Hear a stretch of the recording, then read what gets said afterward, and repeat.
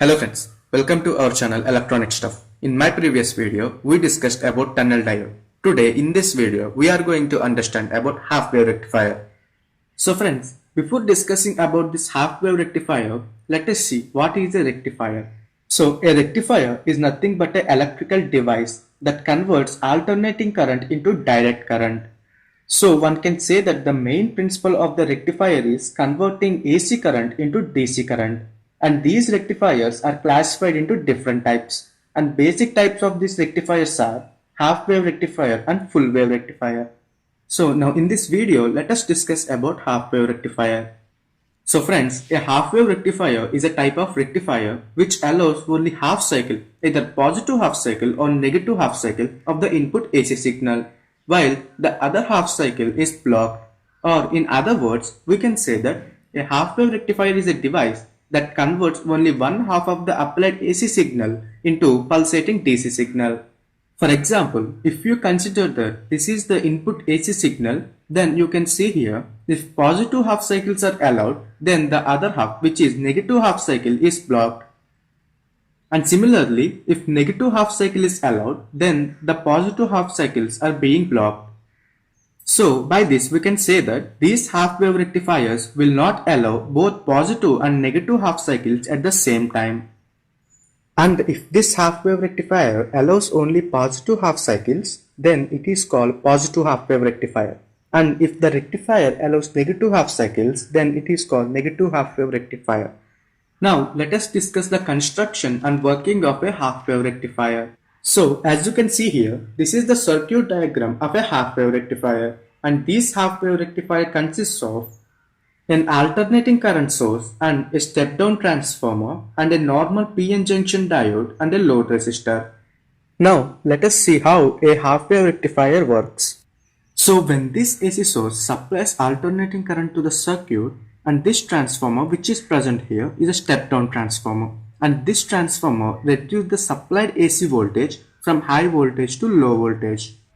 And we know that a diode or a normal PN junction diode allows electric current only when it is forward biased and blocks the electric current when it is reverse biased.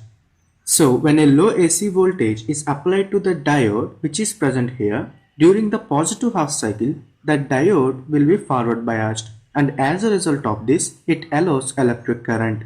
And during the negative half cycle, the diode will be reverse biased. And as a result of this, it blocks the electric current. So as you can see here, if we consider that this is the input AC signal, then this is how it looks like on the output side, or this is how it looks like after rectification, or we can say that this alternating current waveform converted into direct current waveform. Now friends, let us see why we used a step-down transformer here. This is because the voltage needed for the diode which is present here is very small, and applying large voltage without using a transformer will permanently destroy the diode. So this is the reason why we use a step-down transformer here. Now let us analyze the parameters of half-wave rectifier. So in this half-wave rectifier, suppose if we assume the diode is ideal, and here it is having a load resistor RL, and we are using an input signal which is Vi is equal to Vm sin omega t. And as you can see here, this is the input waveform which is having a peak magnitude of Vm.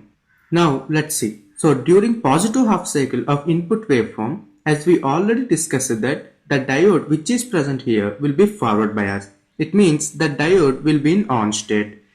And as this diode is an ideal diode, in forward biased condition, it can be replaced by short circuit. So as you can see here, across the load, the whole input is appearing. So we can write V0 is equal to V of t. So during the positive half cycle, we are getting a current waveform, same as supply waveform. And during the negative half cycle, as we discussed earlier that the diode which is present here will be reverse biased. So as it is an ideal diode, in case of reverse biased condition, we can replace it by open circuit.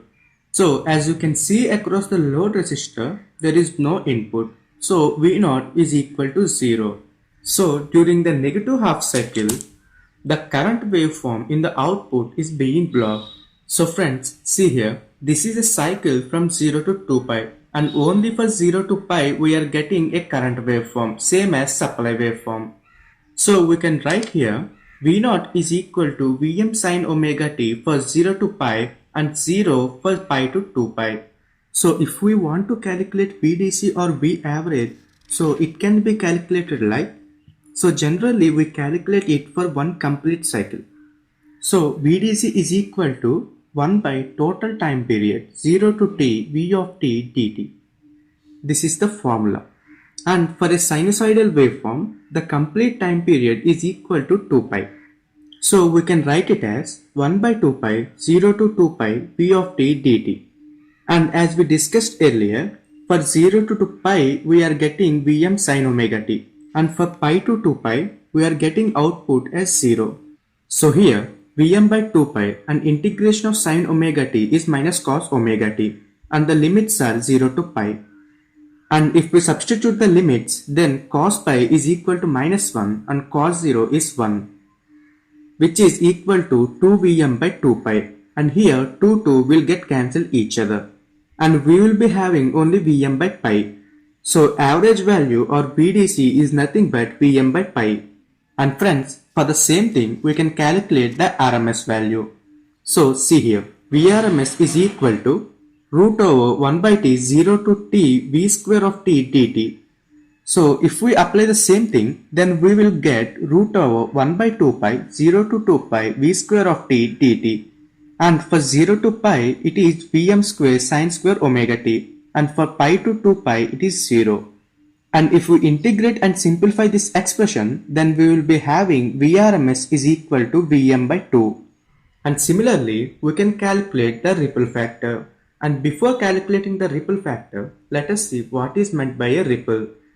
So a ripple is defined as it is a fluctuating AC component present in rectified DC output.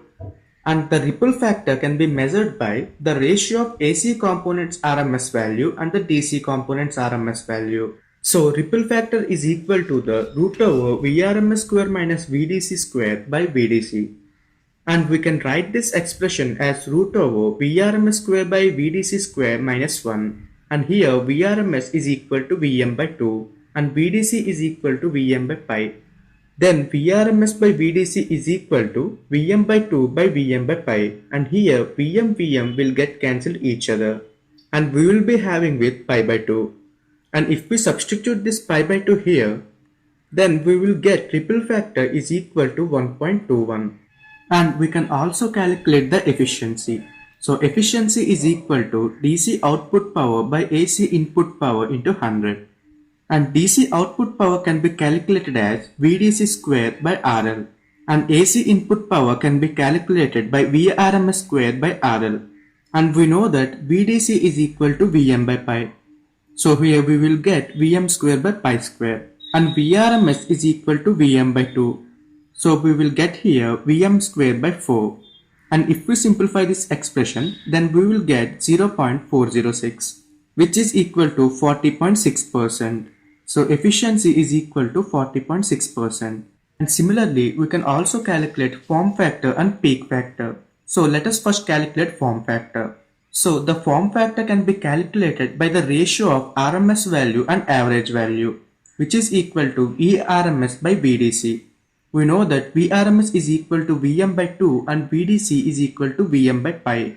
So we will be having pi by 2, which is equal to 1.57. So form factor is equal to 1.57. Now let us calculate peak factor. So peak factor is equal to peak value by RMS value. And at the starting of my video, we already assumed that peak value is equal to Vm. And we know that RMS value is equal to Vm by 2. And here Vm will get cancelled each other, and we will be having is equal to 2. So peak factor is equal to 2. So friends, this is all about half-wave rectifier. Thank you for watching. Please like and subscribe for more videos.